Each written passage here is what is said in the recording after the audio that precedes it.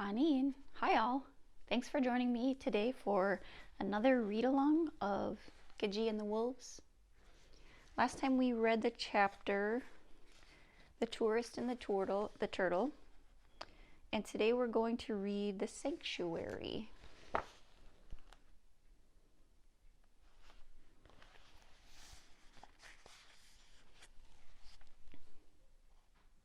Luminescent glowworms, twinkling like stars of various colors and sizes, hang from the ceiling of the sanctuary that encompasses the entirety of the first floor down.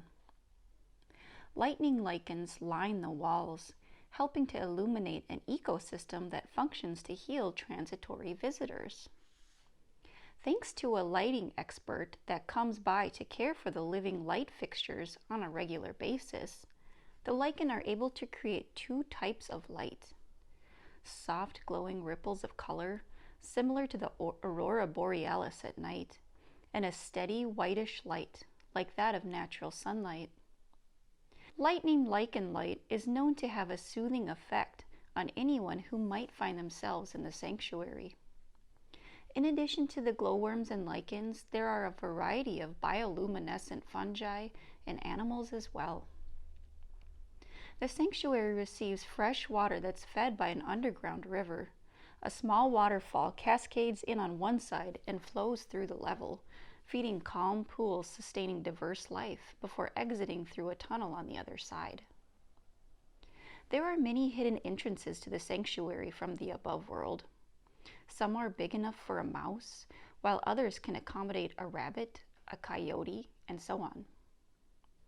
Occasionally, an animal comes here for medical treatment and remains in the refuge of the sanctuary and patrolled forested grounds surrounding the Animals Are Aware shop for many years. Most who find themselves here, however, heal expeditiously and are soon able to return to life in the wild. In addition to those in recovery, there are sanctuary helpers. The helpers tend to those who are healing as well as accommodate the service providers that come on a need basis. The beavers, for example, come about once a week to service the underground river, making sure it's in good working order. They pat down soil, level out uneven places in the ground, and remove any clogs in the tunnels they find.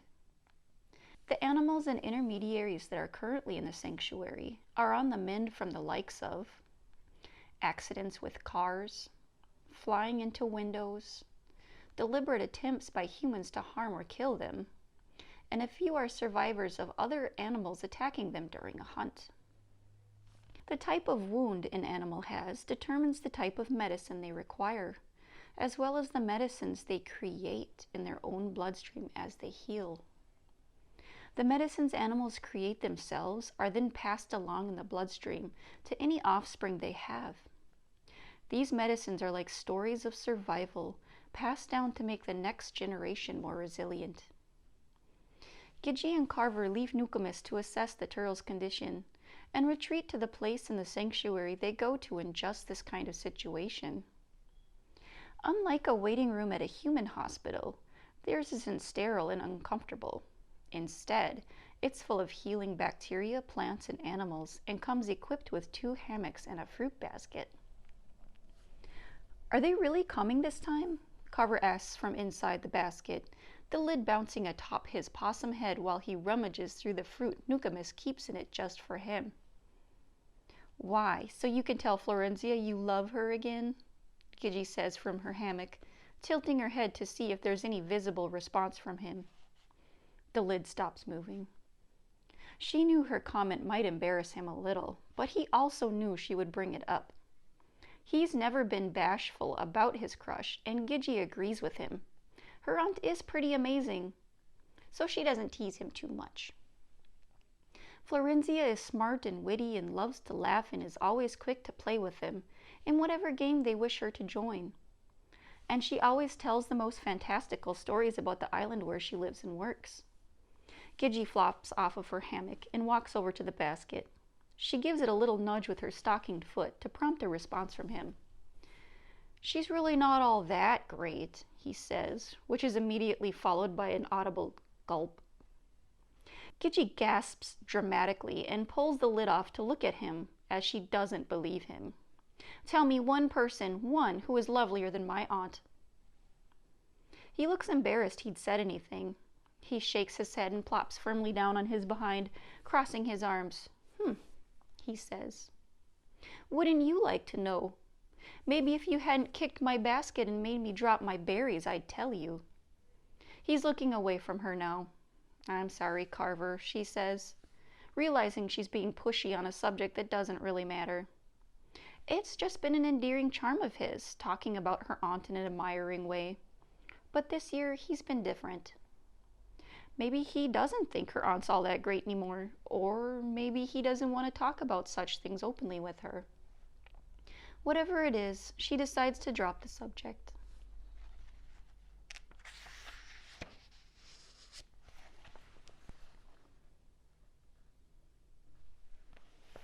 She digs into a dress pocket. Here, she says, pulling her hand out and reaching down low into the basket in front of his arms, which were crossed in protest.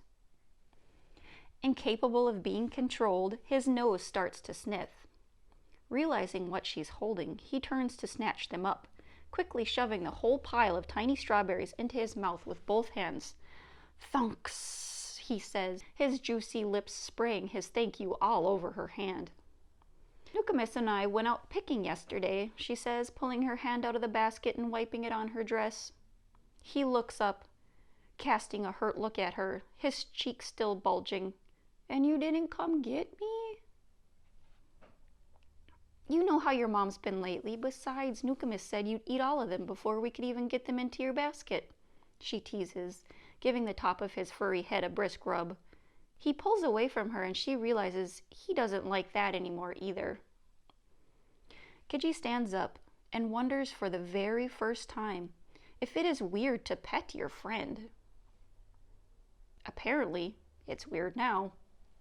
She decides to leave it at that and give Carver the personal space he needs. She places the top on the basket, but he pushes it up under the weight of her hand. I'm coming out, he says, vacating the basket, the tip of his long, thin tail the last thing to exit. Got any more of those strawberries? He asks, hands on his belly, his eyes beaming. Gidjie smiles. For you, I've got maybe 5 or 6. She says, knowing very well they put away quite a few more than that with his name on them. Carver is in an instant a boy. Gidjie bursts out laughing. Carver, your face is covered in juice. He scrubs at his cheeks roughly with both hands. Better? She studies his face for a moment, then abruptly turns away from him and scrambles back onto the hammock. She closes her eyes. Yep, all good, she says. They're in the cooling room on the 3rd floor, you know where. He walks past her with a look of, what'd I do? On his face, before going off to find the strawberries.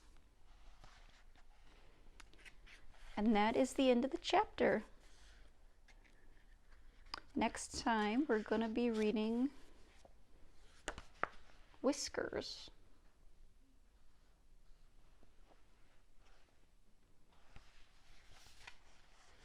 I hope you enjoyed today's chapter of Gidjie and the Wolves. I hope you join me again tomorrow for the next chapter. And with that, I'll say Gigawabamin, Minawa na Gudge. I will see you again later. Miigwech.